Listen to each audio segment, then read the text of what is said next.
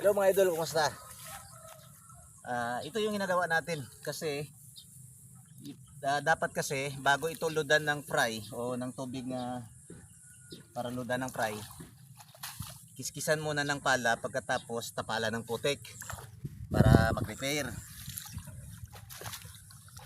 So ngayon, urgent kasi yung kailangan mag-load ka agad kasi walang bakante, marami ng fry, kailangan i-load ka agad. So ginawa natin, niludan na lang natin ng tubig, pahabol na yan na lang yung paglinis. Ibali sa susunod na pag-drain na lang, pag-harvest na, doon na lang tayo magtapal uli ng putik, mag-repair ng dike. Yun yung technique dito. So yan, kailangan nating linisin kasi kung pabayaan mo kasi itong pabayaan mo itong mga damo dito, magiging tubli ito, parang lason. Pag mabulok kasi ito, after tomorrow, pagkatapos mabubulok na ito, yung amoy niya, yung lasa niya, papait yung tubig. Kasi natikman ko na rin.